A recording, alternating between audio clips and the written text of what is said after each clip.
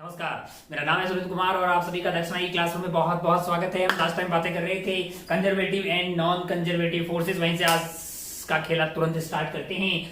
हमने ये सीखा था कि कंजर्वेटिव फोर्सेस वो फोर्सेस होते हैं जिनका वर्क इस बात पे डिपेंड नहीं करता कि वो बिंदु ए से बिंदु बी यानी इनिशियल पोजीशन से फाइनल पोजीशन में कौन से पाथ से गए हैं। यानी work done by conservative force only depend on initial and final position. वहीं दूसरी ओर जो नॉन कंजर्वेटिव फोर्स था उसका वर्क डन इस बात पे डिपेंड कर रहा था कि उसको कौन से पाथ से पॉइंट ए से पॉइंट बी तक गए, यानी इनिशियल एंड फाइनल पोजीशन के बीच के पाथ पे भी उसका वर्क डन जो है वो डिपेंड कर रहा था। अच्छा भाई साहब, बहुत बढ़िया, बहुत शानदार। तो खेल की शुरुआत करते हैं आज के कंजर्वेटिव एंड नॉन कंजर्वेटिव। तो इसको इस तरह से करते हैं कि डिफरेंस वाइज लिखते हैं ताकि एकदम मस्त फील आए। और डिफरेंस अपन दो तरीके से लिख सकते हैं, एक यहाँ पे लिखे कंजर्वेटिव, फिर उसकी बातें, और फिर यहाँ के लिखें नॉन कंजर्वेटिव। और फिर वो दूसरे टाइप के बालक आते हैं जिनके पास नॉलेज थोड़ा कम होता है लेकिन डिफरेंस ऐसे लिख देते हैं, है ना, बोर्ड की कॉपियां भरने के लिए। एक दो, फिर एक लाइन छोड़ के एक और है। एक मिनट अपन टाइम पास ना करते, उसी के काम की बात करते हैं। Difference between conservative and non conservative forces. बीच में अपन लाइन खींच लेते हैं, यहां पे बातें करते हैं conservative forces. Conservative forces, conservative forces. और इधर बातें कर रहे हैं अपन non conservative forces, non conservative forces, non conservative forces. अच्छा, ऐसे फोर्सेस जिनका work done initial and final position पे डिपेंड करता है। Work done by force depends on initial and final position only, initial and final position only. इसका मतलब क्या है? Independent of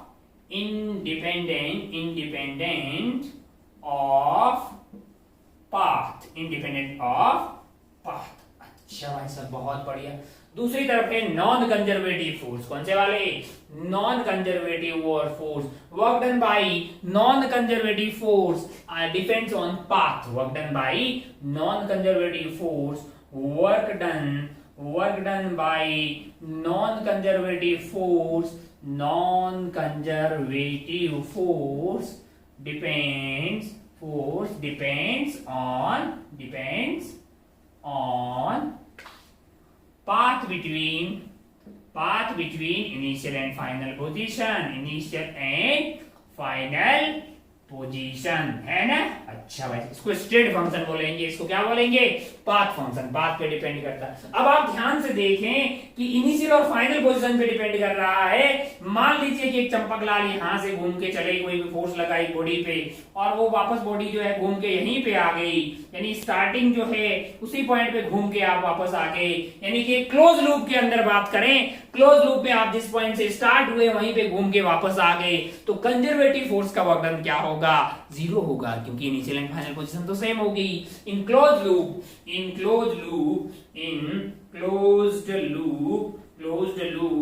work done by conservative force is zero. Work done by non conservative force in a close loop के अंदर non conservative force का work done क्या होता है? Work done by non conservative force is not equal to zero नहीं होता है। वो किस पे डिपेंड करता है? पाथ पे डिपेंड करता है। मैंने कहा अच्छा भाई साहब, बहुत बढ़िया। कोई एग्जांपल बताओ ताकि हम भी समझें कि भाई साहब ये मतलब जो है कंजर्वेटिव फोर्स होता कौन सा है। मैंने कहा अगर आप ध्यान से देखें तो इस तरह के जो फोर्सेज होते हैं वो यूजुअली सेंट्रल फोर्सेज होते हैं। मैंने कहा कौन से फोर्सेज होते हैं? सेंट्रल यानी दो बॉडी है, बॉडी 1 एंड बॉडी 2, उनकी सेंटर के अलोंग वाली लाइन को अगर जोड़ दिया जाए, ऐसे फोर्सेज जो दो बॉडी के सेंटर को जोड़ने वाली लाइन के अलोंग लगते हैं, ऐसे फोर्सेस को प्यार से सेंट्रल फोर्स बोला जाता है। और यूजुअली सेंट्रल फोर्सेस जो होते हैं वो कंजर्वेटिव फोर्स होते हैं। यूजुअली कैसे सेंट्रल फोर्स होते हैं वो कंजर्वेटिव फोर्स होते हैं। अच्छा, सेंट्रल फोर्स वो होते हैं जो दो बॉडी की लाइन ऑफ सेंटर्स यानी सेंटर्स को जोड़ने वाली लाइन के अलोंग लगने वाले फोर्सेस होते हैं, वो सेंट्रल फोर्स होते हैं। अगर अपन एग्जाम्पल की बात करें तो एक बात यहाँ पे निकल के आई, यूजुअली कैसे होते हैं, यूजुअली सेंट्रल फोर्स होते हैं। सेंट्रल फोर्स से क्या मतलब है, along the line joining of the two object है। यहाँ पे हमारे पास ऑब्जेक्ट ए है, यहाँ पे ऑब्जेक्ट बी है, इन दोनों के सेंटर को जोड़ने वाली लाइन के अलोंग कोई फोर्स अगर इनमें बीच में लगता है, यूजुअली वो जो है वो कंजर्वेटिव फोर्स होते हैं। एग्जाम्पल की अगर बात करें तो पहले नंबर पे हमारा एग्जाम्पल आ रहा है, मतलब जो है वो है ग्रेविटेशनल फोर्स। कौन सा वाला, ग्रेविटेशनल फोर्स। ग्रेविटेशनल फोर्स कैसा है, कंजर्वेटिव फोर्स है भाई साहब। एक बॉडी पे इधर लग रहा है, दूसरी वाली पे उसी की तरफ लाइन जॉइनिंग के अलोंग लगेगा। ठीक है, सही। अगर दूसरे फोर्स की बात करें तो वो है इलेक्ट्रोस्टैटिक फोर्स। दो चार्जेस के बीच में लगने वाला फोर्स के Q1 Q2/r² भी एक कंजर्वेटिव फोर्स होता है। और ये कैसा फोर्स है, सेंट्रल फोर्स है, दो लाइन के अलोंग जोड़ने पे लगता है। ग्रेविटेशनल फोर्स हो गया, इलेक्ट्रोस्टैटिक फोर्स हो गया। तीसरे फोर्स की अगर अपन बात करें, तीसरा जो फोर्स है हमारे लिए वो है, पहला हो गया ग्रेविटेशनल फोर्स, सेकंड है आपके पास इलेक्ट्रोस्टैटिक फोर्स, और तीसरा जो फोर्स है उसकी बात करें तो वो है अपना स्प्रिंग फोर्स। कौन सा वाला फोर्स है, स्प्रिंग फोर्स है ना, इलास्टिक फोर्स है। स्प्रिंग भले ही इलोंगेट हो रही हो या कंप्रेस हो रही हो, उसमें जो फोर्स लगता है वो कैसा फोर्स होता है, वो कंजर्वेटिव फोर्स होता है। कोई और एग्जांपल अगर दें, मान लो कि अपन बात करें force between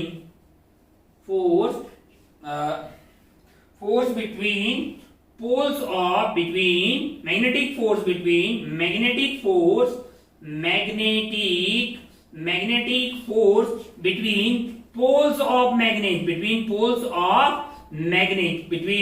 poles of magnet, magnets के पोल्स के बीच में, north pole south pole, north repel करेगा, नॉर्थ साउथ अट्रैक्ट करेगा, वो जो फोर्स होता है वो कैसा फोर्स है, वो कंजर्वेटिव फोर्स है। वो कैसा फोर्स है, वो कंजर्वेटिव फोर्स है। वहीं अगर नॉन कंजर्वेटिव फोर्स की बात करें तो इस तरह के जो फोर्सेस होते हैं नॉन कंजर्वेटिव, वो यूजुअली वेलोसिटी डिपेंडेंट होते हैं। ये कैसे हैं, यूजुअली सेंट्रल फोर्सेस हैं। यहां पर जो फोर्सेस रहेंगे वो कैसे रहेंगे, वो यूजुअली वेलोसिटी डिपेंडेंट होते हैं। यूजुअली वेलोसिटी डिपेंडेंट या फिर रिटार्डेशन करने का उनका टारगेट होता है, यानी वो बॉडी को रिटार्ड करने की कोशिश करते हैं। एग्जाम्पल के लिए अगर बात करें तो फ्रिक्शन जो है वो कैसा फोर्स है, वो आपका है नॉन कंजर्वेटिव फोर्स। और बातें करें अगर अपन एयर रेजिस्टेंस कैसा फोर्स है, एयर रेजिस्टेंस एक नॉन कंजर्वेटिव फोर्स है। और अगर बात करें अपन तो विस्कस फोर्स क्या है भाई साहब, फ्रिक्शन है। कहां लगती है, फ्लूइड के अंदर जो फ्रिक्शन लगती है उसी को प्यार से क्या बोलते हैं, विस्कस फोर्स बोला जाता है। अच्छा भाई साहब, बहुत बढ़िया, बहुत शानदार। ये यूजुअली वेलोसिटी डिपेंडेंट होते हैं और बॉडी को रिटार्ड करने की कोशिश करते हैं, यानी उसको डीएक्सेलरेट करने की कोशिश करते हैं। ये यूजुअली सेंट्रल फोर्सेज होते हैं। एग्जाम्पल के लिए ग्रेविटेशनल फोर्स दो बॉडी के सेंटर के अलोंग लगता है। अच्छा भाई साहब, इलेक्ट्रोस्टैटिक फोर्स, यस सेम वैसे ही स्प्रिंग फोर्स यानी कि आपका जो इलास्टिक फोर्स है, और जो फोर्स है between the poles of magnet है। अच्छा, अच्छा, अगर आप ध्यान से देखें तो यहाँ पे आपके पास आया है friction, air resistance, viscous force, magnetic force on A charge in moving, मतलब एक चार्ज है, मूविंग चार्ज है इन मैग्नेटिक फील्ड है। तो यहां से फोर्स आता है F = QV × B। वो जो फोर्स है वो आपका नॉन कंजर्वेटिव टाइप का इस तरह से फोर्स होते हैं। खूब सारी ये सब तो खैर आप आगे जाएंगे तो ऐसे नाम सुनेंगे, अभी इसकी कोई जरूरत नहीं है। अच्छा भाई साहब बहुत बढ़िया, इतना एग्जांपल काफी है। ये तो आपको नाम से समझ में आ गया कि भाई कौन सा कंजर्वेटिव है, कौन सा नॉन कंजर्वेटिव है। अच्छा बहुत बढ़िया, बहुत शानदार। ये तो हमने नाम से बोले कि ये वाला फोर्स ग्रेविटेशनल है तो पक्का बोल देंगे भाई साहब की कंजर्वेटिव है। हमें कोई बोले कि ये एयर रेजिस्टेंस है तो पक्का पता लग जाएगा कि ये कैसा है, मतलब नॉन कंजर्वेटिव है। और अगर कोई बोलते ग्रेविटेशनल फोर्स है तो वो कंजर्वेटिव है। कई बार हमें ऐसा दिया जाएगा जैसे ये कंजर्वेटिव है तो अपना स्पेस खत्म हो गया है तो अपन छोटी छोटी बातें जो है यहाँ मिटा मिटा के करते हैं। यहीं पे आप शुरू करते हैं, आप इतना लिख लीजिए, उससे आगे की बातें यहाँ पे करते हैं। जैसे मान लीजिए कि ऐसा कुछ हो गया, क्या हो गया है जरा ध्यान से देखें। मैथमेटिकली हमें कैसा पता लगेगा कि कोई फोर्स कंजर्वेटिव है कि नॉन कंजर्वेटिव। मैंने कहा इसकी बातें अपन थोड़ी थोड़ी कर चुके हैं, अब जरा ध्यान से देखें मैथमेटिकली कैसे पता कर सकते हैं कि कोई फोर्स कंजर्वेटिव है कि नहीं है। अरे नाम से तो पता लग गया कि भाई ये फोर्स कंजर्वेटिव हो गए, ये नॉन कंजर्वेटिव हो गए। अगर आपके पास ऐसा हो, अगर आपके पास ऐसा हो कोई फोर्स हो F is equal to constant, F is equal to constant, for example आपके सामने लिखा हो एग्जाम्पल के लिए F is equal to 2i cap minus J cap plus 5k cap newton. अगर इतना फोर्स लिखा हुआ है, अगर इतना फोर्स लिखा हुआ है F is equal to 2i cap minus J cap plus 5k K cap, तो ये कैसा फोर्स है, ये कांस्टेंट फोर्स है। और कांस्टेंट फोर्स के लिए आपको पॉइंट ए से, पॉइंट ए मान लीजिए 0,0 है, यहां से आप पहुंच गए, मान लीजिए कि 1,2 पे पहुंच गए, कितना वर्क होगा ये निकालने के लिए आपको बात की कतई जरूरत नहीं है। तो कैसा फोर्स हो गया है ये फोर्स हो गया है आपके लिए कंजर्वेटिव फोर्स। तो ए वैरायटी दिखा रहे हैं कि मैथमेटिकली अगर लिखा जाए तो अगर कोई फोर्स कांस्टेंट है तो वो कैसा फोर्स होगा, कंजर्वेटिव। अच्छा बी में अगर मैं बात करूं ऐसा कोई फोर्स दे दे आपको F is equal to F X I cap, F is equal to F X I cap, F Y J cap, F Y J cap, F Z K cap, F Z K cap. बोले कि particle जो है वो 0,0 से हमारा जो body है वो 1,2 पे चला गया है बी पॉइंट पे। ओ तो बताइए कितना वर्क डन किया है। तो बड़ा आसान होगा, F X into D X का integration from 0 to 1, F Y into D Y का इंटीग्रेशन फ्रॉम 0 to 2। उसको कर सकते हैं क्योंकि एफ एक्स और आगे डी एक्स लगा हुआ तो इंटीग्रेट करना पॉसिबल है। F Y into D Y लिखा हुआ है तो कि फंक्शन ऑफ वाई है तो उसको इंटीग्रेट करना आसान है। तो क्या ये किया जा सकता है, मैंने कहा ये किया जा सकता है। तो ये कैसा फोर्स हो गया है, ये भी फोर्स हमारा कंजर्वेटिव फोर्स हो गया। मैंने कहा बहुत बढ़िया भाई साहब, बहुत शानदार। तीसरा केस हमने देखा था कि जरूरी नहीं कि ये एफ एक्स ही हो, कई बार एग्जैक्ट डिफरेंशियल बन जाए, यानी कि एग्जैक्ट डिफरेंशियल बन जाए, एग्जैक्ट डिफरेंशियल बन जाए, एग्जैक्ट डिफरेंशियल बन जाए, एग्जैक्ट डिफरेंशियल बन जाए तो भी कंजर्वेटिव फोर्स होता है। फॉर एग्जांपल अगर मुझे कोई सवाल बनाना हो तो मैंने ले लिया एक्स स्क्वायर वाई, इसको एक्स के रेस्पेक्ट में डिफरेंशिएट किया, मैंने आपको फोर्स दिया 2x वाई आई कैप प्लस मान लो कि लिख दिया मैंने एक्स स्क्वायर जे कैप, है कि नहीं यार। और पार्टिकल जो है आपका 0,0 से कहां पहुंच गया है, 1,2 पे। 0,0 से कहां पहुंच गया है, 1,2 पे। और आपसे पूछा जाए कि कितना वर्क डन किया गया, आपसे पूछा जाए कि कितना वर्क डन किया गया है, तो ये तो एफ एक्स नहीं है, ये एफ वाई नहीं है। फिर भी अगर आप ध्यान से देखें तो ये बेसिकली लिखा हुआ है इंटीग्रेशन, इसका वर्क जब निकालेंगे तो आएगा आपका ये बातें हमने लास्ट टाइम कर ली थी इसलिए थोड़ा फास्ट कर रहा हूं। ये basically differentiation of X square Y है। पहले आप एक्स के रेस्पेक्ट में बैंड बजाएंगे तो ये हो जाएगा 2x y dx, है कि नहीं यार। प्लस क्या आ जाएगा, प्लस आ जाएगा एक्स स्क्वायर dy, है कि नहीं यार। अच्छा बहुत बढ़िया, बहुत शानदार। और इसको मैंने एक्स स्क्वायर वाई को क्या मान लिया है, मान लो कि k मान लिया है, तो ये मेरे लिए क्या हो जाएगा, इंटीग्रेशन ऑफ डी के। और लिमिट आपके एक्स स्क्वायर वाई का 0,0 डालोगे तो 0 आ जाएगा, यानी कहां से कहां तक गया है, 0 से लेके 1 का square is 1 into Y is 2, 1 से लेके 2 तक, यानी आपका आंसर आ जाएगा डीके का इंटीग्रेशन के हो गया है 0 से लेके 2 तक, यानी 2 जूल। आपने वर्क पता कर लिया, आपको पार्ट की जरूरत नहीं पड़ी। इसका मतलब इस 3 फॉर्मेट में मैथमेटिकली भी हम बता कर सकते हैं कि कोई फोर्स कंजर्वेटिव है कि नॉन कंजर्वेटिव है। अगर फोर्स कांस्टेंट आ जाए, अगर फोर्स फंक्शन ऑफ आई के प्लस फंक्शन ऑफ वाई जे के प्लस फंक्शन ऑफ जेड के इस फॉर्मेट में आए और वो पॉइंट ए से पॉइंट बी के बीच में उसको इंटीग्रेट मतलब पूछा जाएगा कि कितना वर्क डन होगा, तो आपका सॉल्व करके वर्क आ जाएगा जो कि बात की कतई जरूरत नहीं हो।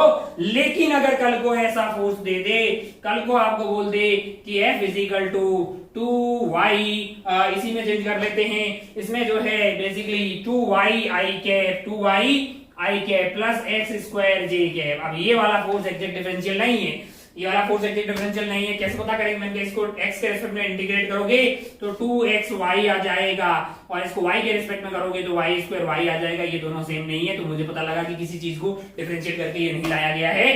तो इसके लिए जब आप इंटीग्रेशन करने जाओगे, जैसे आपको बोल दे कि 0,0 से पार्टिकल कहां गया है, पार्टिकल b कहां गया है भाई साहब, 1,2 पे गया है, तो आप बोलेंगे साहब वर्क होगा हमारे लिए, वर्क होगा basically 2y dx plus x square y, limit हम लगा देंगे 0 से लेके 1, 0 से लेके 2। बट आप मुझे ये बताइए कि y का x के साथ क्या रिश्ता है, ताकि मैं यहां वाला कार्यक्रम को x में और ये वाले x को y में तब्दील कर दूं, लिमिट लगा लूं, अन्यथा होने वाला नहीं है। इसका मतलब ये कैसा फोर्स है, ये है आपका नॉन कंजर्वेटिव फोर्स। कैसा फोर्स है? नॉन कंजर्वेटिव फोर्स है। और अगर इस तीनों फॉर्मेट में आ जाए तो कैसा फोर्स हुआ? कंजर्वेटिव फोर्स हुआ। ये तो हो गया गणित के तरीके से किस तरह से बता सकते हैं। बाकी नाम से यूजुअली जो सेंट्रल फोर्सेज होते हैं वो कैसे होते हैं? कंजर्वेटिव फोर्सेज होते हैं। और यूजुअली जो वेलोसिटी डिपेंडेंट और रिटार्डिंग टाइप के फोर्स होते हैं वो हमारे लिए आते हैं नॉन कंजर्वेटिव फोर्स। कौन सा वाला? Non conservative force. बहुत बढ़िया, बहुत खूबसूरत। हो आगे बढ़ते हैं, छोटी छोटी बातें कंजर्वेटिव और नॉन कंजर्वेटिव के बारे में और करते हैं। ये वाला पॉइंट आपने नया सीखा, ओ हो, बहुत बढ़िया, बहुत शानदार। अब अगर आप ध्यान से देखें तो एक चीज होती है पोटेंशियल एनर्जी, है ना? आपने ग्रेविटेशनल पोटेंशियल एनर्जी सुनी होगी, सुनी क्या? सुनी होगी, सुनी होगी। आपने स्प्रिंग पोटेंशियल एनर्जी सुनी होगी, इलेक्ट्रोस्टैटिक पोटेंशियल एनर्जी सुनी होगी, इलास्टिक पोटेंशियल एनर्जी सुनी होगी, इलास्टिक पोटेंशियल एनर्जी सुनी होगी। लेकिन कभी फ्रिक्शनल पोटेंशियल एनर्जी नाम का कोई आइटम आपने नहीं सुना होगा। कभी भी आपने फ्रिक्शनल पोटेंशियल एनर्जी ऐसी कोई चीज नहीं सुनी होगी। मैंने कहा ऐसा क्यों? फ्रिक्शन तो नॉन कंजर्वेटिव था, बाकी से हो जा। जिनका सुना हुआ वो कैसे थे? कंजर्वेटिव थे। अच्छा, ओ हो। The concept of potential energy, the concept of potential energy is only defined for conservative force. The concept of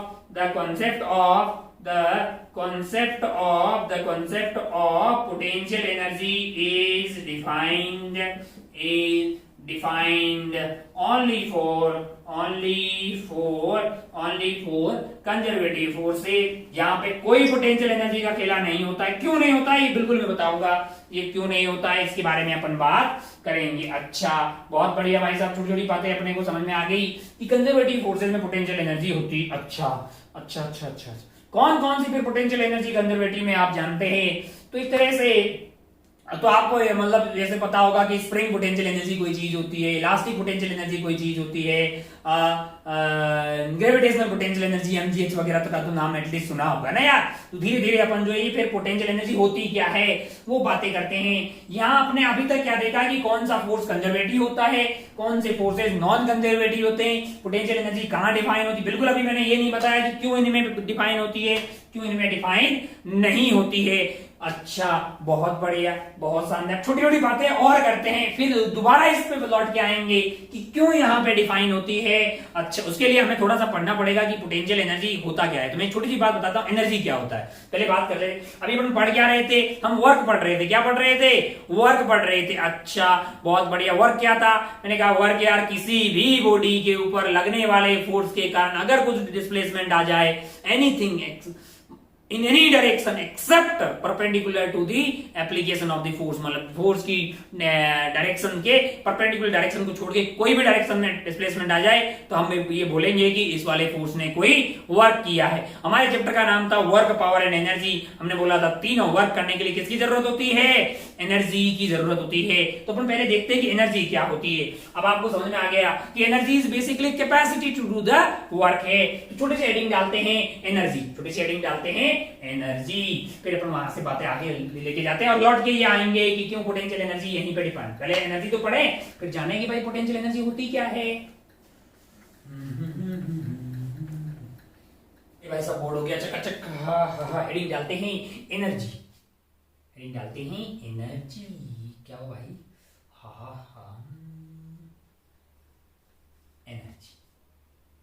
क्या होती है एनर्जी? आसान भाषा में बात करें तो काम करने की औकात, यानी capacity to do work, capacity to do work, work करने की कैपेसिटी। कोई प्यार से क्या बोलते हैं? एनर्जी। ये सब अपन जानते हैं भाई साहब। अच्छा,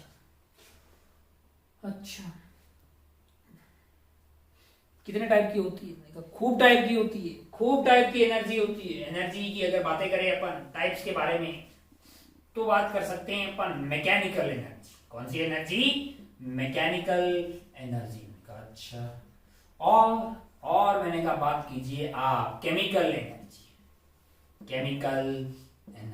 और मैंने कहा भाई साहब बात कर सकते हैं न्यूक्लियर एनर्जी, हीट एनर्जी, ये वो, हीट मतलब बेसिकली एनर्जी ही है, हीट, केमिकल, ये वो, बहुत तरह के आप मतलब जो है एनर्जीज पता टाइप की एनर्जीज होती है। जैसे अलग अलग तरीके से एनर्जी बनाओ तो उसका नाम अलग अलग, विंड एनर्जी सिस्टम हो गया, तो अलग अलग तरीके से एनर्जी बना। हम यहाँ बातें करते हैं केमिकल एनर्जी की। कौन सी? मतलब जो मैकेनिकल एनर्जी, इसमें कौन सी एनर्जी आती है? इसमें आती है basically kinetic energy and potential energy,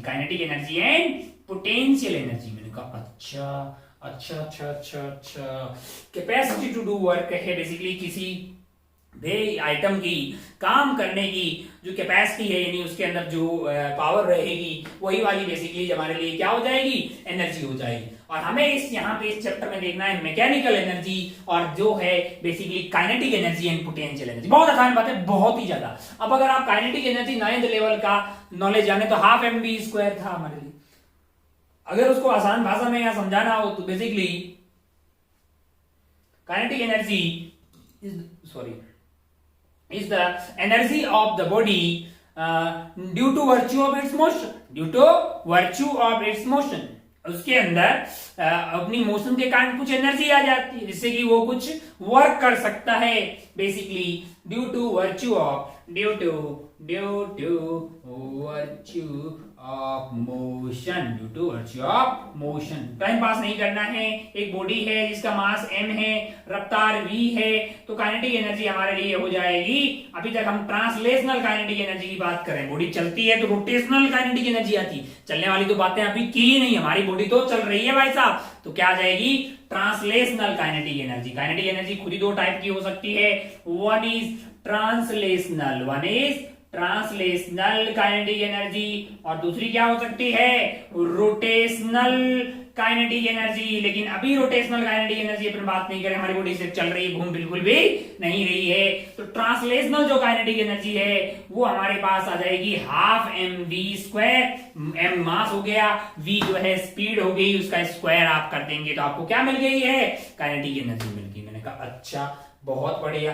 potential energy, मैंने कहा potential energy is basically due to virtue of किसी भी ऑब्जेक्ट का, due to virtue of position या फिर स्ट्रेन किसी बॉडी में कितना डेवलप हो गया है उसके बेसिस पे। जैसे अगर आसान भाषा में बात करें तो ग्रेविटेशनल पोटेंशियल एनर्जी को अपन कैसे बोला करते थे? एक मास m है, यहाँ पे इसको उठा के अपन ऊपर ले गए तो इसकी पोटेंशियल एनर्जी बढ़ गई। अच्छा। अगर एक मास m है, इसको उठा के मैं h हाइट ऊपर की तरफ लेके गया, हम बोलते थे कि इसकी पोटेंशियल एनर्जी हो गई है mgh। अगर यहाँ 0 थी तो यहाँ पे क्या हो गई है? mgh। मैंने क्या किया है? मैंने वर्क किया ना यार, मैंने वर्क किया किस पे? मेरे सिस्टम पे, मेरे ऑब्जेक्ट पे मैंने वर्क किया। अपने आप ऊपर नहीं जाएगा भाई साहब, अपने आप तो नीचे जाएगा अपने आप। जैसे यहाँ पे ब्लॉक रखा हुआ है और मैंने यहां से रिलीज किया है तो ये दौड़ के नीचे ही आ रहा है, ऊपर क्यों नहीं जा रहा है? मैंने कहा नीचे आने से इसको फायदा होता होगा। मैंने कहा यहाँ इसके अगर यहाँ पोटेंशियल एनर्जी 0 है तो यहाँ इसकी mgh थी, यहाँ आने पे इसको फायदे का सौदा हुआ क्योंकि एनर्जी कम हुई। मैंने कहा हाँ भाई, हर कोई चाहता है कि उसकी एनर्जी कम हो जाए ताकि वो चिल हो जाए। उनका अच्छा, हो जब इसको उठा के आप ऊपर की तरफ लेके जा रहे हो तो आप वर्क कर रहे हो और आपके वर्क करने के कारण एनर्जी बढ़ गई। और जब ये खुद अपने आप नीचे आ रहा है तो ये वर्क कर रहा है और अपना पॉजिटिव वर्क कर रहा है जिससे कि एनर्जी कम हो जा रही है और ये चिल कर रहा है। उनका अच्छा, तो फिर क्या वर्क एंड एनर्जी जो है वो इंटर कन्वर्टिबल है? मैंने कहा हाँ, work and energy inter convert हो सकते हैं, वर्क एंड एनर्जी। अच्छा भाई साहब, क्या पूरा वर्क एनर्जी में तब्दील हो सकता है? क्या एनर्जी पूरी की पूरी वर्क में तब्दील हो सकती है? ये सब बातें आप हीट एंड थर्मोडायनेमिक्स में अपन बहुत डेप्थ में बातें करने वाले हैं। लेकिन एक आइडिया लगा हमें कि अगर कोई सिस्टम है, कोई ऑब्जेक्ट है, उस पे हम पॉजिटिव वर्क करें तो इसको उठा के ऊपर ले आए तो इसकी एनर्जी बढ़ गई, लेकिन ये वर्क करेगा तब इसकी एनर्जी घट जाएगी इनका। अच्छा, बहुत बढ़िया भाई साहब, काइनेटिक एनर्जी हमको समझ में आ गई, हाफ mv² चलने वाली बॉडी के लिए, घूमने वाले के लिए अभी बातें ही नहीं कर रहे हैं। Potential energy due to virtue of position या फिर स्ट्रेन, ये किसी भी बॉडी के अंदर कितना डेवलप हो गया उसके कारण। खैर अपन अलग अलग तरह की पोटेंशियल एनर्जीज के बारे में बातें करेंगे। हमको लगता है ये सब सबको पता, हाफ mv² mgs वगैरह। तो हमें बातें करनी है, जो पोटेंशियल एनर्जी हमें देखनी है वो है बेसिकली, हमको इस चैप्टर में जो पोटेंशियल एनर्जी देखनी है वो है ग्रेविटेशनल पोटेंशियल एनर्जी, और दूसरा देखना है स्प्रिंग पोटेंशियल एनर्जी जो कि इलास्टिक पोटेंशियल एनर्जी है। बाकी आप इलेक्ट्रोस्टैटिक पोटेंशियल एनर्जी वगैरह आगे के चैप्टर्स में पढ़ेंगे, मतलब इलेक्ट्रोस्टैटिक्स वगैरह में। तो इन पे चलते हैं और वो बात करते हैं। हमने अभी थोड़ी देर पहले बात की थी कि यार मतलब वर्क डन, मतलब जो है आपका ये जो पोटेंशियल एनर्जी का ये जो आप बातें करते हो, क्या वो कंजर्वेटिव फोर्सेस के लिए ही बातें कर रहे हो? मतलब नॉन कंजर्वेटिव में क्यों नहीं करते आप? नॉन कंजर्वेटिव के लिए पोटेंशियल एनर्जी की बातें क्यों नहीं करते हो? हमें ये बताइए पहले। मैंने कहा बताते हैं भाई साहब। अब आप ध्यान से देखें तो हम ये सीख गए हैं कि अगर हम किसी बॉडी पे वर्क करें तो उसकी पोटेंशियल, उसकी एनर्जी बढ़ जाती है, और अगर बॉडी वर्क करे तो उसकी एनर्जी घट जाती है। अच्छा, बहुत सिंपल सा एग्जांपल लेते हैं अपन। मान लीजिए कि मैं बातें करूं ग्रेविटेशनल पोटेंशियल एनर्जी दो टाइप की हमारे लिए है कि नहीं है? पहली बातें कर रहा हूं मैं ग्रेविटेशनल पोटेंशियल एनर्जी। मैंने कहा छोटी छोटी बातें करते हैं। यहाँ पे ये धरातल हो गया, ये अपना क्या है धरातल, ऐसी फील लेने की बातें करते हैं। मान लो कि यहाँ पे क्या रखा हुआ है, मास m रखा हुआ है। मैं इस मास m को यहां से उठा के यहाँ पे लेके आ गया h हाइट पे, और यहाँ पे रख दिया टिक टिक टिक टिक, यहाँ पे रख दिया भाई साहब। ओहो, मैं जब यहां से यहां जा रहा था, ये है मेरे लिए इनिशियल पोजीशन, I से रिप्रेजेंट कर रहा हूं, फाइनल पोजीशन को F से रिप्रेजेंट कर रहा हूं। मैं इसको H ऊपर लेके गया, यहां से जब मैं यहां जा रहा था तो mg किधर लग रहा था? मैंने कहा नीचे। डिस्प्लेसमेंट किधर हुआ? मैंने कहा ऊपर। वर्क डन बाय ग्रेविटी बताओ, work done by gravity from I to final, initial to final जाने में कितना वर्क डन हुआ? मैंने कहा फोर्स नीचे लग रहा था और डिस्प्लेसमेंट ऊपर हुआ है, बीच का एंगल 180 है, यानी -1 कितना हो गया है? Minus of mgh। मैंने कहा अच्छा। पहले मैंने क्या किया, मैंने कहा अब है ना इस रास्ते से मैं गया ही नहीं, ये मेरे लिए हमने मान लीजिए कि यहां से यहां तक लेके गए। एक और आदमी था, उसने क्या किया, पहले इस ब्लॉक को एक बगल वाले गांव लेके गया हॉरिजॉन्टल लेवल पे, ऐसे कितना दूर? मैंने कहा D1 लेके चला गया। अच्छा, फिर उसके मन में आया कि नहीं अब हम इसको ऊपर लेके जाएंगे, यहाँ पे। कहां पे? यहाँ पे। कितना ऊपर? H ऊपर। मैंने कहा बहुत बढ़िया। फिर उसने जो है इसको ऐसे हॉरिजॉन्टली लाया और यहाँ पे ले आया। मैंने कहा अच्छा, पिछली बार जो पहला वाला पाथ था आपका ऐसा, सेकेंड वाले में आपने इतना नाटक किया और यहाँ पे पहुंच गए। मैंने कहा सेकेंड वाले केस में वर्क डन बाय ग्रेविटी पता करते हैं। वर्क डन बाय ग्रेविटी अगर पता करेंगे, वर्क डन बाय ग्रेविटी की बात करेंगे तो आप बोलेंगे साहब यहाँ पे 1 हो गया है, यहाँ पे 2 हो गया है, यहाँ पे 3 हो गया है, तीनों का सम कर लीजिए। मैंने कहा यहां से जब यहां जा रहे थे तो ग्रेविटी कैसे लग रही थी? मैंने कहा नीचे, और डिस्प्लेसमेंट आपका mg था इधर और आपका डिस्प्लेसमेंट था इधर, बीच का एंगल क्या है? 90 है, तो वर्क डन क्या है? 0। मैंने कहा 1 वाले का 0 हो गया। यहां से यहां मैंने कहा mg नीचे, डिस्प्लेसमेंट ऊपर, बीच का एंगल है 1, मतलब 180, तो आपका हो गया -1, यानी वर्क डन आ गया है माइनस ऑफ mgh।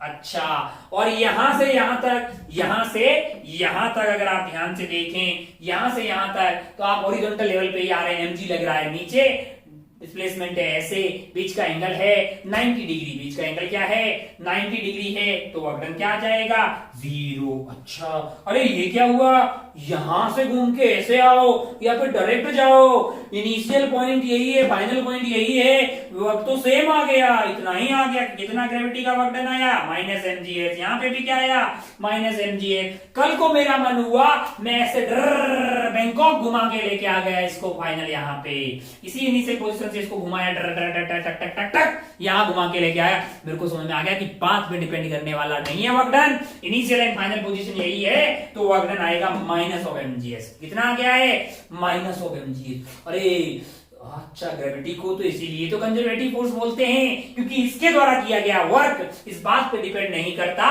कि आप कौन से रास्ते से इनिशियल से फाइनल पोजीशन पे पहुंचे, बस इनिशियल एंड फाइनल पोजीशन पे डिपेंड करता है। मैंने कहा अच्छा, बहुत बढ़िया, बहुत शानदार। इससे मैं क्या समझू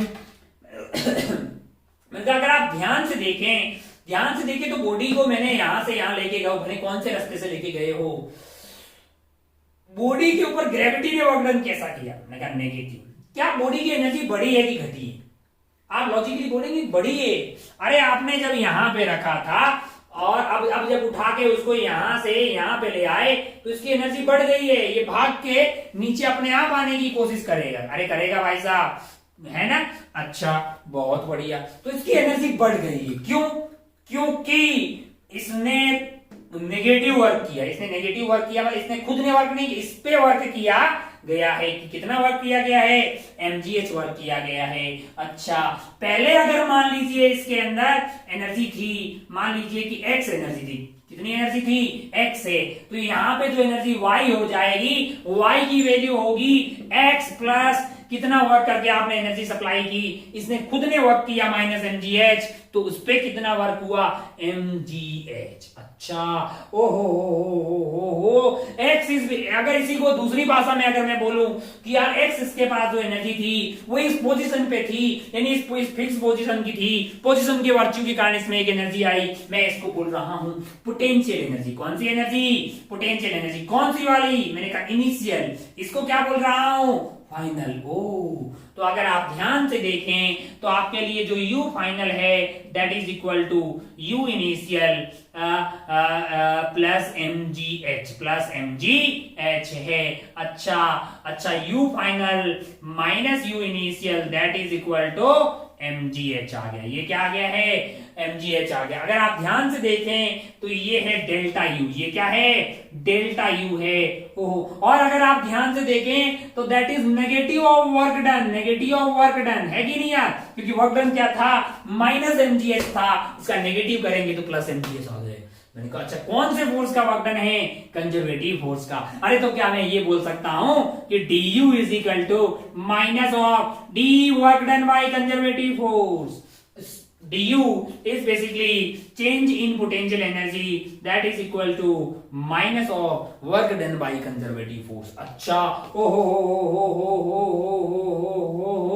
du is basically u final minus u initial that is minus of work done by conservative force।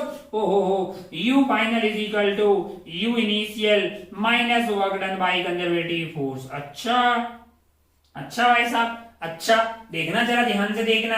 एक बॉडी है जिसको मैंने यहां पे रखा हुआ है, मान लो कि उसकी पोटेंशियल एनर्जी है ui, यहाँ पे क्या है? ui है। उसको मैं यहां से कहां लेके गया? यहां पे लेके चला गया। मैंने कहा ठीक है, तो इसकी पोटेंशियल एनर्जी यहां पे होगी, मान लो कि यहां पे है u0 है, ui की वैल्यू क्या है? u0 है। और वर्क डन मान लीजिए कि कुछ हो गया है, तो यहाँ की पोटेंशियल एनर्जी हो जाएगी u0 plus minus of work done by conservative force, इस वाले रास्ते। अच्छा, अगर मान लीजिए कंजर्वेटिव फोर्स नहीं था, अच्छा मान लीजिए कि कोई भी फोर्स था, रैंडम फोर्स की बात करते हैं, तो आपका वर्क डन आ गया। अब अगर आप ध्यान से देखें तो कंजर्वेटिव फोर्स के केस में भले ही आप इस रास्ते से आओ, भले ही आप इस रास्ते से आओ, भले ही आप बैंकॉक घूम के यहाँ पे आ जाओ, क्या उसका वर्क डन सेम ही आएगा? मैंने कहा हाँ। क्या यू इनिशियल तो फिक्स है? मैंने कहा हाँ। क्या ये हमेशा हर केस में सेम आएगा भले ही आप किसी भी पास से यहां पे आओ? मैंने कहा हाँ। तो क्या इस पॉइंट की एक फिक्स यूएफ आएगी? मैंने कहा अगर यही वाला फोर्स अगर नॉन कंजर्वेटिव होता तो ये जो यू फाइनल है वो you initial plus work done पे डिपेंड करता और वर्क डन खुद ही पाथ पे डिपेंड करता। ये अगर कंजर्वेटिव बजाय नॉन कंजर्वेटिव होता तो किस पे डिपेंड करता? पाथ पे डिपेंड करता। मान लो कि अपन अगर फ्रिक्शन की बात करें, मान लो कि ऐसी टेबल है जहां पे आप क्या कर रहे हैं, जिसके इस वाली बॉडी को यहां पे लेके आ रहे हैं और अगर उसी को ऐसे हॉरिजॉन्टल टेबल मान लीजिए ऐसा, और इसी को ऐसे घुमा के पकड़ के घिस के यहाँ पे लेके आ गए, एक बार सीधा सीधा खींच के ऐसे लेके चले गए, एक बार सीधा ऐसा टेबल मान लीजिए ऐसे लेके चले गए और एक बार ऐसे घुमा के यहाँ पे लेके आ गए। तो क्या जब मैं यहां से मान लीजिए कि इसको यहां पे रखा हुआ है और यहां मुझे लेके जाना है, तो एक तरीका मैं ऐसे लेके चला गया, सेकंड वाले में मैं ऐसे घुमा के लाया। क्या इन दोनों पाथ में फ्रिक्शन का वर्क डन सेम आया क्या? तो बोलेगा नहीं बे, फ्रिक्शन अलग आया होगा। मान लो फ्रिक्शन की वैल्यू कांस्टेंट थी तो F इंटू डी यहाँ पे अलग है, यहाँ पे आपका जो है फोर्स इंटू डिस्प्लेसमेंट अलग आएगा। मैंने कहा ओ पॉइंट क्या इनिशियल वाला सेम था? क्या इनिशियल वाला पॉइंट सेम है? मैंने कहा क्या फाइनल वाला पॉइंट सेम है? मैंने कहा लेकिन बीच के रास्तों में फ्रिक्शन का वर्क डन पाथ पे डिपेंड कर रहा है, इसलिए अलग अलग आएगा। तो क्या U final that is equal to U initial minus work done minus work done अगर आप करेंगे तो वर्क डन तो अलग अलग बात का अलग अलग आया। अब अगर अलग अलग बात का अलग अलग आया तो फिर क्या इस वाले पॉइंट की पोटेंशियल एनर्जी, इस वाले पॉइंट की मैंने फिक्स मान ली, तो इस वाले पॉइंट की कितनी पोटेंशियल एनर्जी आएगी वो क्या इस बात पे डिपेंड करेगा कि कौन से पाथ से मैं आ रहा हूं। मैंने कहा मैं क्या टेक्निकली यहाँ पे इनफाइनाइट पाथ से जा सकता हूं। मैंने कहा तो क्या एक ही पॉइंट की इनफाइनाइट अलग अलग पोटेंशियल एनर्जी हो सकती है? मैंने कहा हाँ, फिर ऐसे तो फिर तो नॉनसेंस हुआ ना यार, फिर पोटेंशियल एनर्जी डिफाइन करने का कोई फायदा नहीं है। इसीलिए नॉन कंजर्वेटिव फोर्सेस की केस में ये वर्क डन जो है पाथ पे डिपेंड करता है, इनिशियल एंड फाइनल पोजीशन पे डिपेंड करता ही नहीं है, इसलिए ये वैल्यू अलग अलग आएगी। इसलिए एक ही पॉइंट की इनफाइनाइट अलग अलग वैल्यूज आ जाएगी, फिर तो नॉनसेंस हुआ ना यार, फिर कोई फायदा नहीं है। इसीलिए अपन पोटेंशियल एनर्जी का कॉन्सेप्ट जो है वो कहां डिफाइन होता है? सिर्फ और सिर्फ कंजर्वेटिव फोर्स पे, क्योंकि कंजर्वेटिव फोर्स में ये work done by conservative force सिर्फ इनिशियल एंड फाइनल पोजीशन पे डिपेंड करेगा, पाथ पे डिपेंड करने वाला नहीं है, पाथ पे डिपेंड करने वाला नहीं है। अच्छा, ओ हो, बहुत बढ़िया भाई साहब, बहुत ही शानदार। क्या हम work done by conservative force पता कर सकते? बहुत बेसिक बातें कर रहे हैं आज अपन, कोई बहुत तगड़ा सवाल भी नहीं कर रहे हैं, जस्ट फील वाली बातें कर। क्या हम कंजर्वेटिव फोर्स का वर्क डन पता कर सकते हैं? मैंने कहा हाँ भाई साहब, ग्रेविटी का वर्क डन पता कर लेंगे। तो क्या डेल्टा यू पता कर सकते हैं? मैंने कहा फिर तो ये तो माइनस लगाओ, आगे डेल्टा यू पता कर दिया। तो क्या यू पता कर सकते हैं? मैंने कहा डेल्टा यू पता कर सकते हैं, यू कभी भी पता नहीं कर सकते, किसी भी पॉइंट की एब्सोल्यूट पोटेंशियल एनर्जी कभी पता नहीं कर सकते। अगर मैं बोलूं कि यहां की 0 है, अगर यहां की 0 है तो फिर यहां की mgh हुई, अगर यहां की 5 जूल है तो यहां की 5 प्लस mgh होगी, 5 प्लस mgh होगी। मैं यहां और यहां के बीच का डेल्टा यू पता कर सकता हूं, लेकिन मैं कभी भी एग्जैक्ट पॉइंट की पोटेंशियल एनर्जी पता नहीं कर सकता। अच्छा, ओहो, there is no way to find the absolute potential energy. आप नहीं बोल सकते कि यहां की इतनी पोटेंशियल एनर्जी फिक्स होगी। अगर मैं बोलूं कि यहां की इतनी है तो यहां की पता कर सकता हूं, यानी कि मैं सिर्फ और सिर्फ डेल्टा यू निकाल सकता हूं, क्योंकि मैं क्या निकाल सकता हूं? Minus work done of conservative force निकाल दूं, आगे माइनस लगा दूंगा, मुझे डेल्टा यू मिल जाएगा। Delta U basically you final minus U initial का डिफरेंस होगा। अगर यहाँ पे मान लो कुछ है तो यहाँ पे कुछ है, तो इन दोनों का डिफरेंस पता लगे। क्या अपन एक एक करके दोनों पोटेंशियल एनर्जी को थोड़ा और अच्छे से पढ़ते हैं। अब काम का जो रिश्ता हमारे पास आया है वो बहुत इंपॉर्टेंट है। Work done by conservative force का नेगेटिव ले लो तो डेल्टा यू आता है, यानी U final minus U initial is equal to minus of work done by conservative force, delta U is equal to minus of D. ये बातें जो है ये बहुत बहुत बहुत इंपॉर्टेंट है, तो आप स्टार मार्क करके इसको लिख लें और अपन आगे बढ़ते हैं और पता करते हैं दोनों पोटेंशियल एनर्जी के बारे में ज्ञान की बातें। हेडिंग डालते हैं आप ग्रेविटेशनल पोटेंशियल एनर्जी, हालांकि इसके बारे में आप जानते भी हैं। हेडिंग डालते हैं ग्रेविटेशनल पोटेंशियल एनर्जी, इसको कर दिया अपने clean. Potential, gravitational potential energy, गिर जाओ तुम भी। Gravitational potential energy,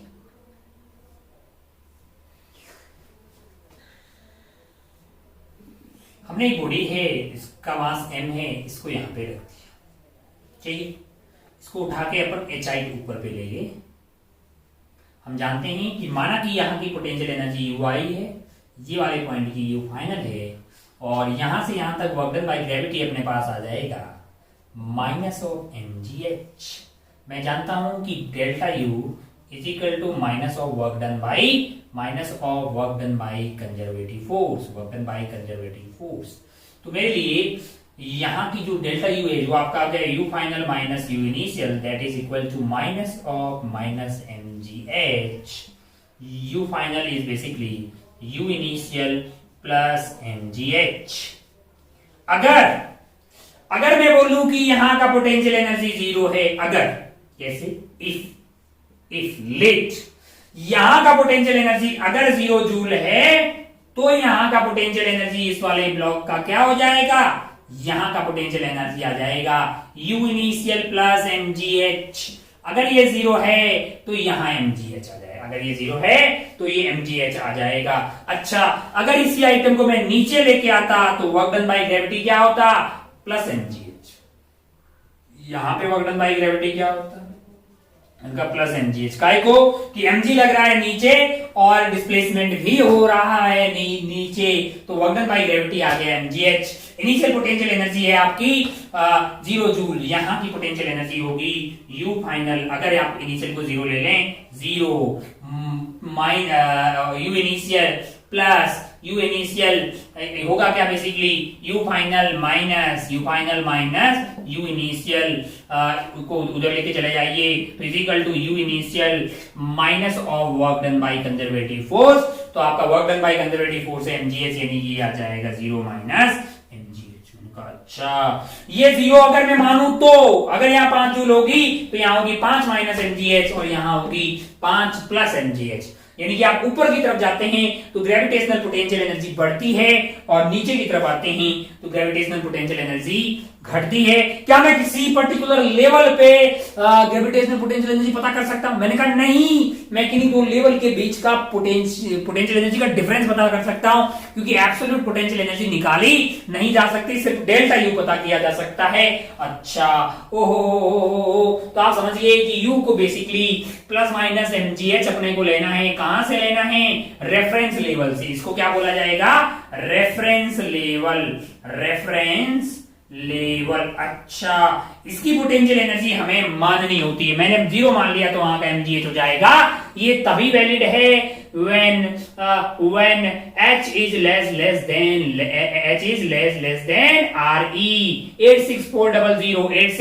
86400 radius of earth के कितना होता है, 86400 किलोमीटर। उसके रेस्पेक्ट में h बहुत कम हो, 2 metre 10 metre up to 1 kilometre, ये सब चलता है, क्योंकि वहां पे g 9.81 या 10 अपन लेके चलते हैं, वही रहता है, बाकी जी वेरी करेगा।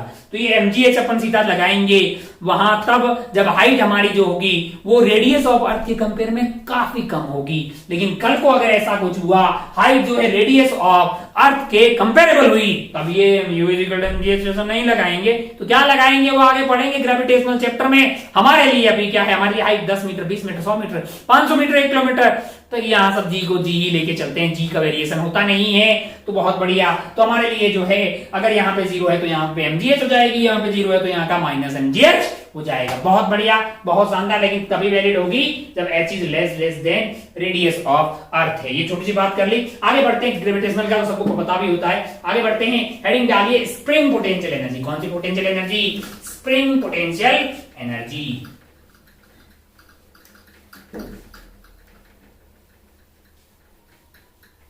इलास्टिक पोटेंशियल एनर्जी या फिर स्प्रिंग पोटेंशियल एनर्जी। थोड़ा साफ हो जाओ भाई।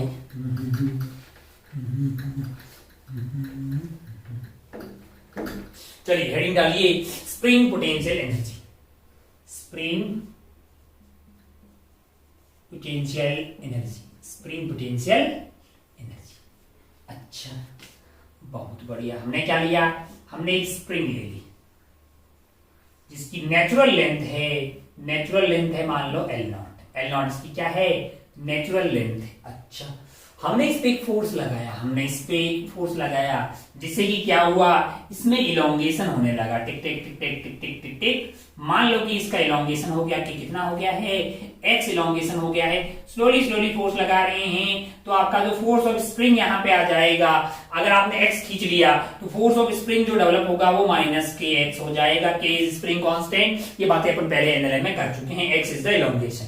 अच्छा, अब आप ध्यान से देखें तो यहां से यहां जाने में स्प्रिंग फोर्स आपका वेरिएबल था। स्प्रिंग फोर्स ने कुछ वर्क किया होगा, मैंने कहा बिल्कुल किया होगा। स्प्रिंग में इलोंगेशन हो रहा है, स्प्रिंग फोर्स बोल रहा मत करो इलोंगेशन, लेकिन फिर भी हो रहा है कि नहीं है। अच्छा, जैसे ठीक वैसे ब्लॉक को मैं ऊपर की तरफ लेके जा रहा हूं।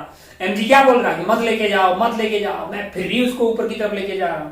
जैसे यहाँ ब्लॉक रखा हुआ है इस लेवल पे, इसको यहाँ रखा हुआ है, अपन इसको उठा के ऊपर लेके जा रहे हैं। एमजी बोल रहा है कि मत लेके जाओ, फिर भी अपन लेके जा रहे हैं। इसकी पोटेंशियल एनर्जी बढ़ रही है ना, क्योंकि मैं उस पर वर्क कर रहा हूँ। ठीक है, ऐसा ही कुछ मैं यहाँ कर रहा हूँ। स्प्रिंग जो नेचुरल लेंथ में थी उसको जबरदस्ती करके लंबा खींच रहा हूँ। स्प्रिंग बोल रही मत करो यार, लेकिन अपन खींचे और अपन फिर बोल रहे हैं कि तुम्हारा वर्क डन कितना, तुम तो कंजर्वेटिव हो। और अगर तुम्हारा मतलब वर्क डन मतलब तुम फोर्स कंजर्वेटिव वाले हो तो हमें तो पता है कि डेल्टा यू यानी कि you final minus U initial is minus of work done by conservative force. मैंने कहा तुम्हारा वर्क डन निकाल लेते हैं। ओ हो वर्क डन हो जाएगा, work done by of spring force is equal to force की वैल्यू है माइनस ऑफ के एक्स, है ना। माइनस के एक्स का मतलब फोर्स पीछे की तरफ लग रहा है। और मैंने मान लिया कि यहां से एक्स पे जाके एक मतलब जो है एक्स पे जाके मान लो कि ये इलोंगेशन है ना, एक्स नॉट हो गया। कितना हो गया?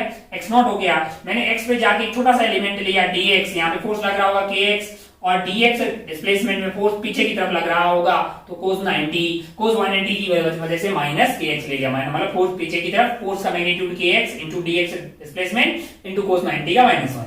अच्छा, ये कहां से कहां तक जा रहा है? मैंने कहा ये 0 से x नॉट तक जा रहा है। ओ हो माइनस ऑफ के बाहर आ गया, x का हो गया x स्क्वायर बाई 2, तो ये x नॉट का स्क्वायर डिवाइडेड बाई 2। अरे वर्गडन कितना आया? मैंने कहा माइनस ऑफ हाफ के x नॉट का स्क्वायर आया।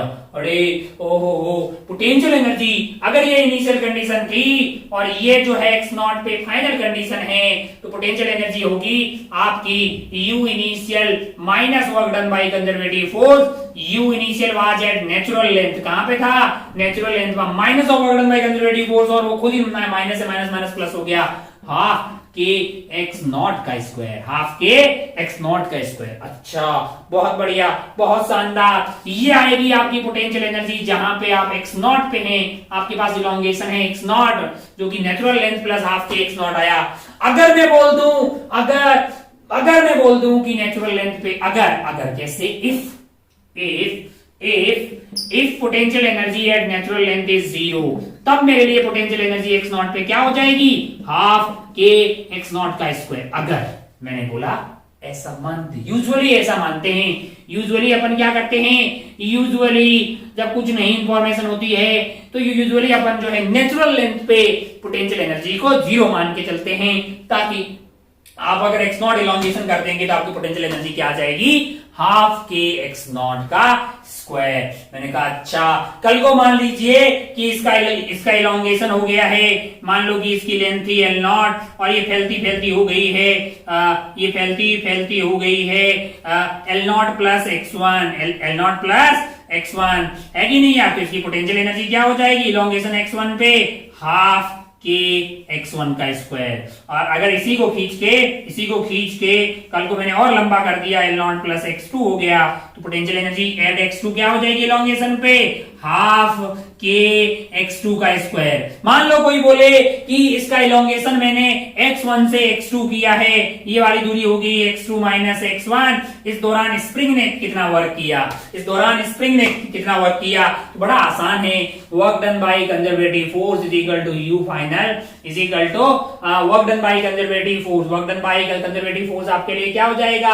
माइनस ऑफ मतलब जो है work done is equal to delta u, तो work done by conservative force आ जाएगा माइनस ऑफ डेल्टा u, यानी कि minus of u final minus u initial, यानी कि u initial minus u final. ओ u इनिशियल आपका, अगर आप x1 से x2 लेके गए हो तो u इनिशियल आपके पास क्या होगा? u इनिशियल आपके पास होगा हाफ के x1 का स्क्वायर और u फाइनल x2 का स्क्वायर, तो x1 का स्क्वायर माइनस x2 का स्क्वायर, क्योंकि x2 बड़ा है तो ये नेगेटिव आएगा। तो work done by conservative force यानी कि स्प्रिंग का वर्क डन वैसे भी नेगेटिव आएगा, क्योंकि अगर आप इलोंगेशन कर रहे हैं तो स्प्रिंग का फोर्स पीछे लगेगा।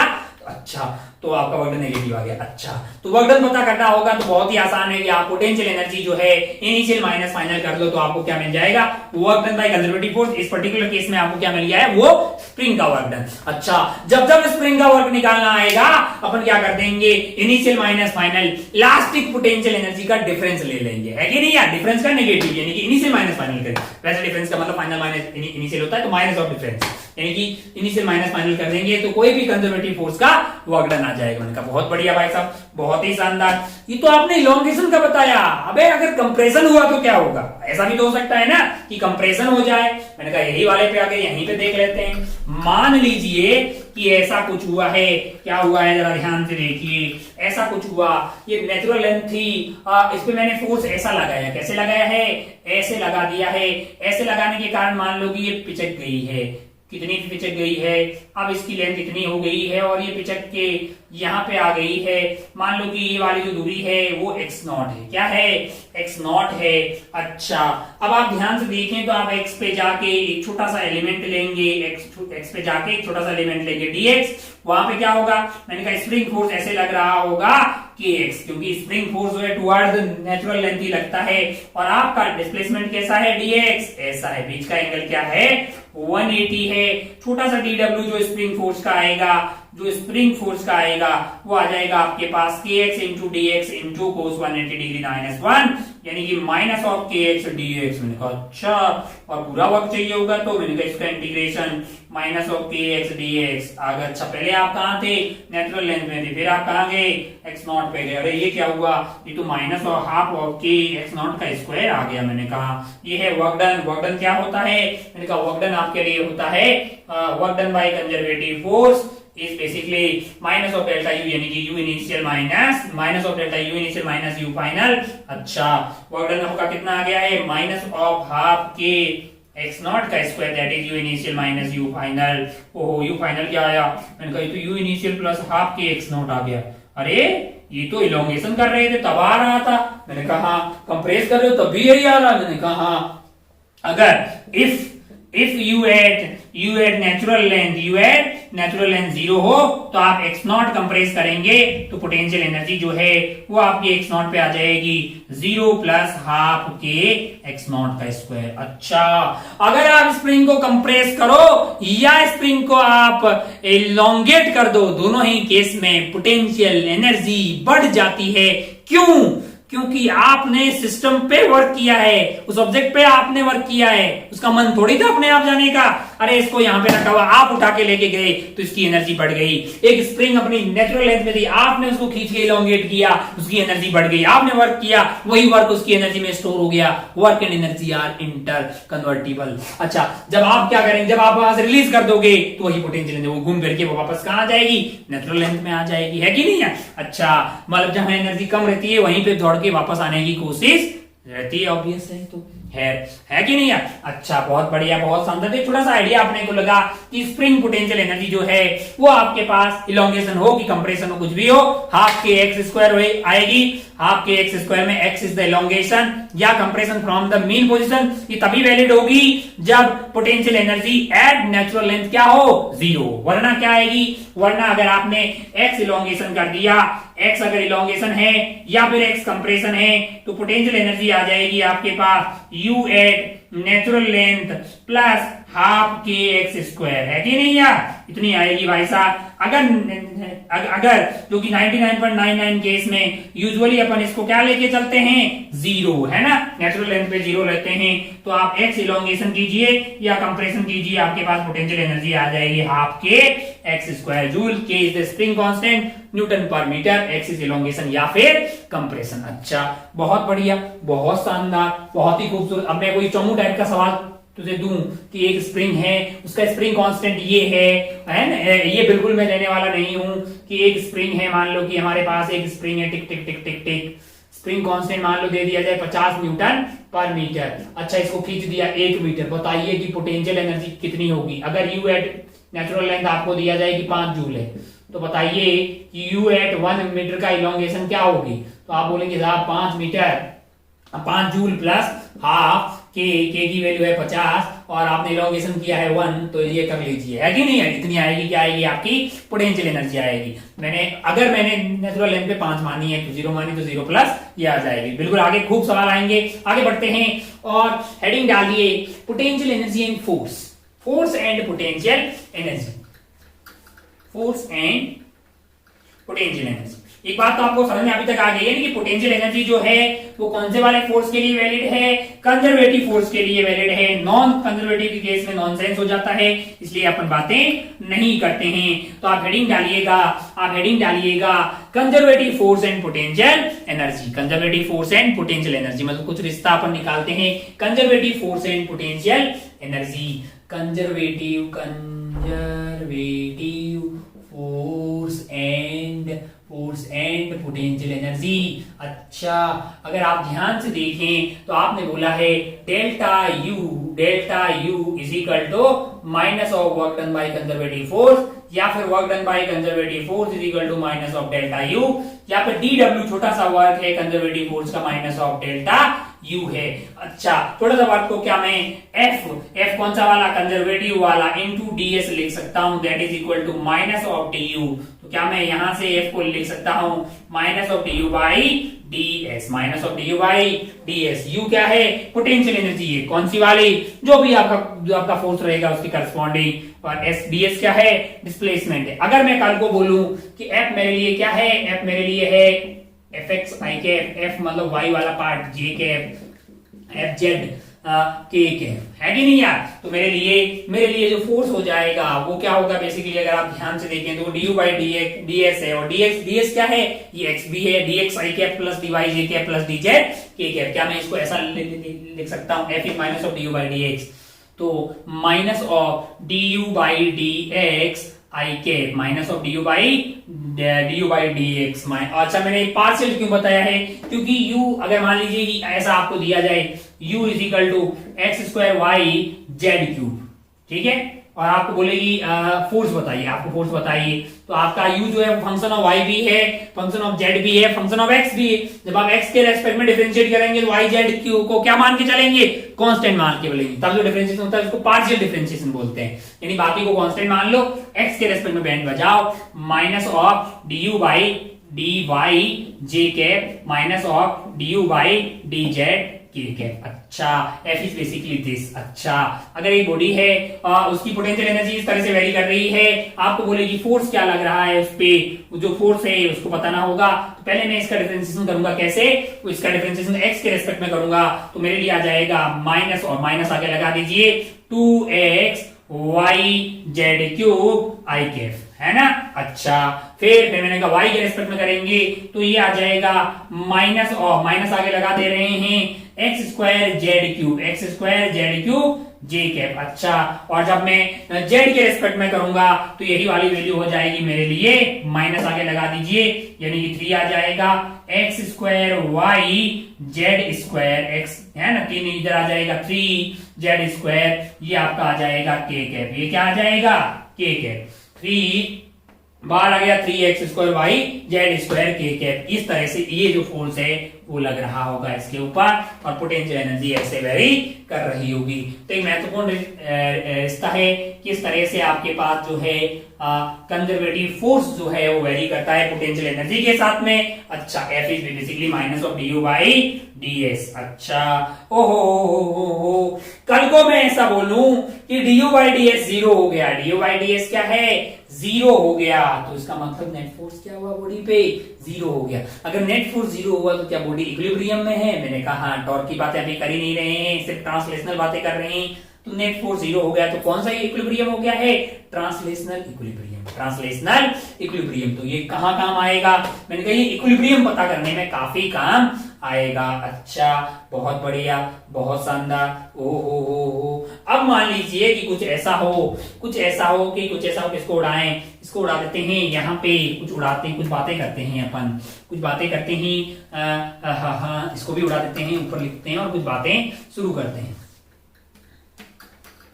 जैसे मान लो कि आपको एक रिलेशन दी जाए, क्या कोई एक रिलेशन दी जाए, क्या दी जाए भाई साहब? कि कोई आपको बोले कि ये है आपके पास पोटेंशियल एनर्जी का कर्व और ये है आपके पास एक्स, मतलब है ना एक्स, इस तरह का कर्व आपको दिया है। यू वर्सेस एक्स का कोई कर्व दिया आपको ऐसे।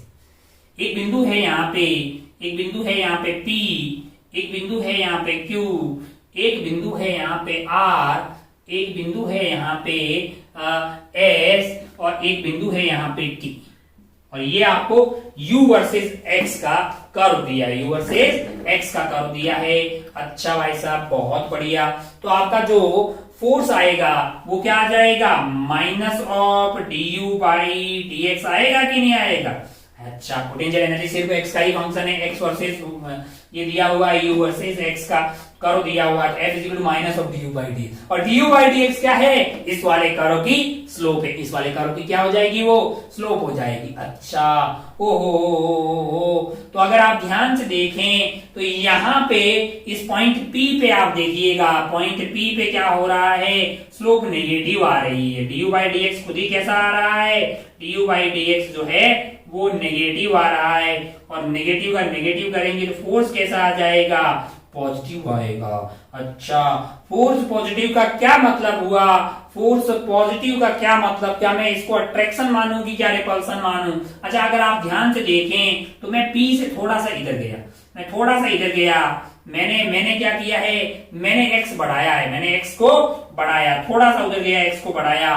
क्या जो पोटेंशियल एनर्जी है u, पोटेंशियल एनर्जी को मैंने u से रिप्रेजेंट किया है, वो बढ़ेगी घटी, बढ़ेगी घटी, वो आपके पास घट गई है, वो आपके पास घट गई है, इसीलिए तो आपके पास du बाई dx कैसा आया है, वो नेगेटिव आया है। यानी आप दूर जा रहे हैं, x को बढ़ा रहे हैं तो पोटेंशियल एनर्जी घट रही है। ऐसा कब हो सकता है, जैसे आप mgh वाले केस में कोशिश करेंगे, ऐसे ऊपर उठा के जाएं, x बढ़ा रहे हैं तो आपकी पोटेंशियल एनर्जी बढ़ रही है। इसका मतलब फोर्स जो है, ये पॉजिटिव वाला जो फोर्स है वो अट्रैक्शन है कि रिपल्सन, ये अट्रैक्शन है कि रिपल्सन, ये रिपल्सिव फोर्स होगा तभी पॉसिबल है।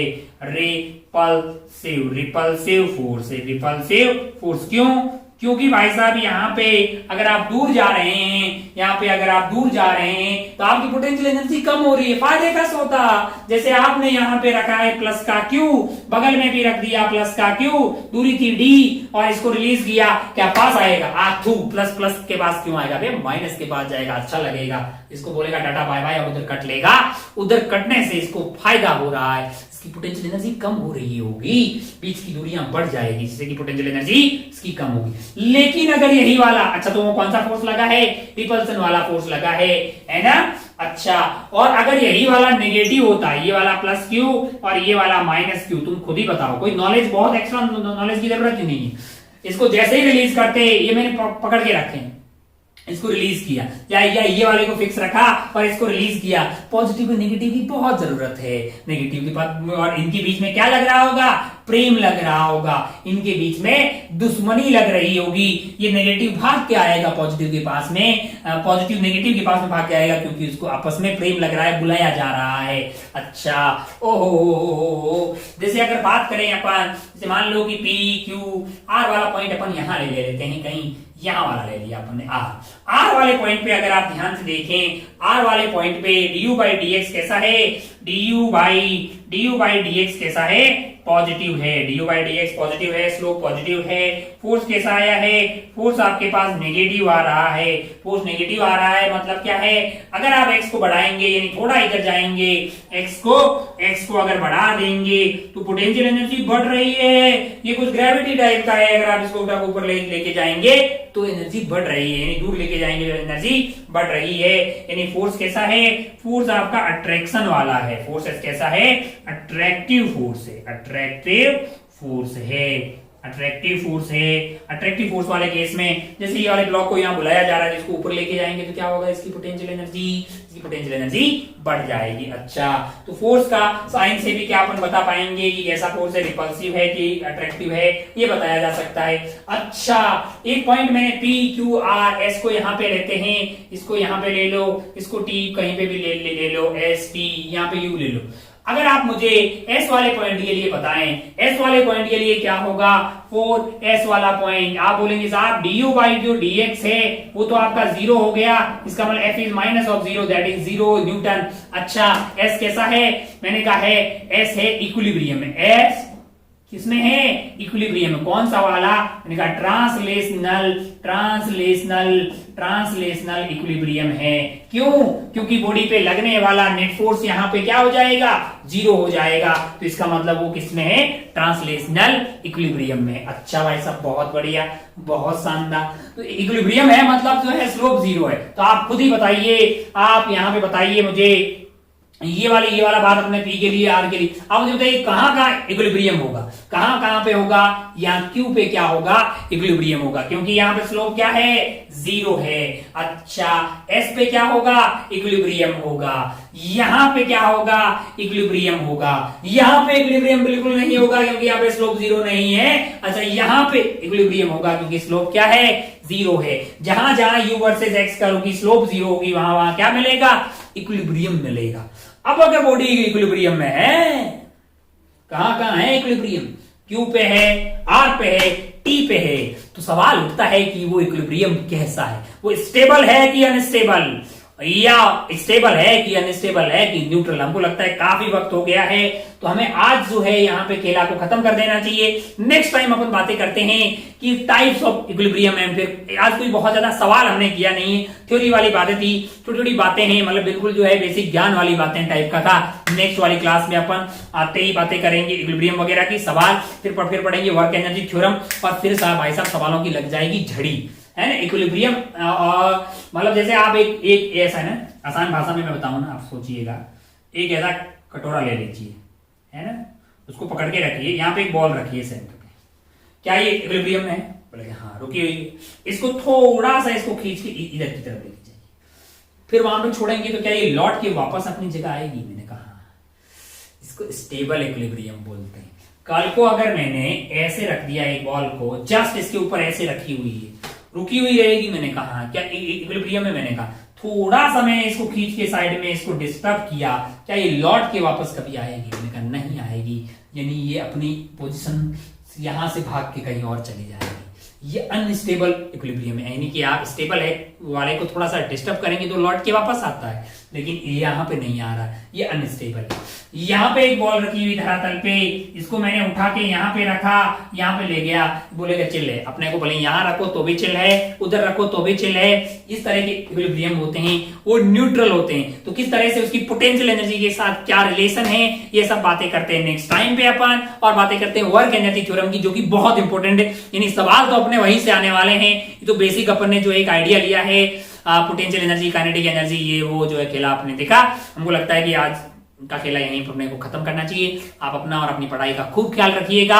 आज वाले लेक्चर में भले ही आपको कोई बहुत ज्यादा सवाल वगैरह नहीं मिला, लेकिन बहुत फंडामेंटल टाइप का छोटी छोटी बातें नेक्स्ट टाइम के सवालों में खूब काम आने वाली है। वर्क एनर्जी थ्योरम जब पढ़ लेंगे तो। जय हिंद, जय भारत, टेक केयर, बाय।